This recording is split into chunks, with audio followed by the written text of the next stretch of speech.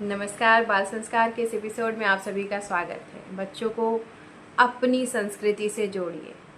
आज का आधुनिक समाज तेजी से बदल रहा है।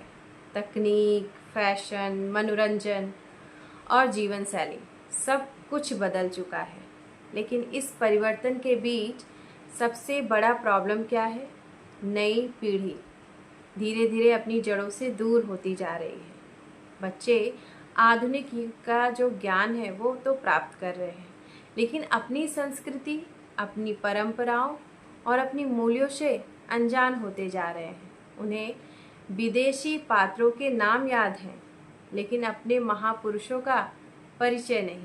यही कारण है कि आज बच्चों के भीतर पहचान का संकट बढ़ रहा है। बाल संस्कार का अर्थ केवल नैतिक शिक्षा देना नहीं, बल्कि बच्चे की उसकी सभ्यता, उसकी संस्कृति से जोड़ता भी है। क्योंकि जिस बच्चे को अपनी जड़ों का ज्ञान ही नहीं होगा, वह जीवन में स्थिरता भी नहीं पा पाएगा। पहले के समय में घरों में त्योहार केवल औपचारिकता नहीं थी। वहाँ पर हर त्योहार सबके साथ मनाया जाता था। कोई कथा, कोई भावनात्मक जुड़ाव भी होता था। रामायण, महाभारत, गीता और उपनिषद केवल धार्मिक ग्रंथ ही नहीं है, वे जीवन को समझने का माध्यम थे।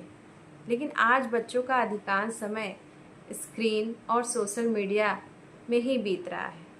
परिणाम क्या है? परिणाम यह है कि वे मनोरंजन तो प्राप्त कर रहे हैं, लेकिन जीवन का गहरा ज्ञान नहीं। इसलिए माता पिता का यह दायित्व है कि वे अपने बच्चों को कहानियाँ, परंपराओं और संस्कृति से जोड़ें।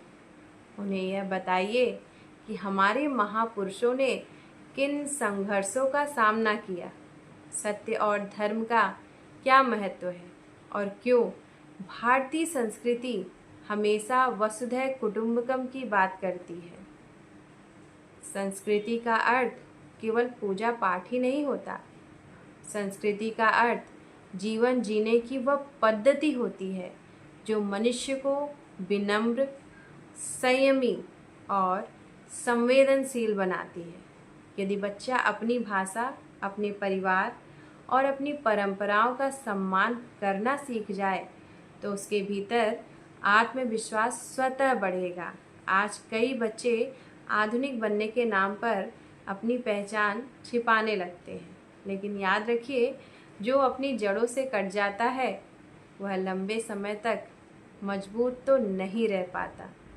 इसलिए बच्चों को आधुनिक शिक्षा भी दीजिए, लेकिन साथ ही उन्हें अपनी संस्कृति से भी जोड़िए।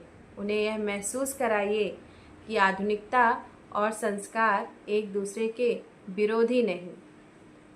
वास्तविक प्रगति वही है जहाँ ज्ञान के साथ चरित्र भी और आधुनिकता के साथ मर्यादा भी रहे।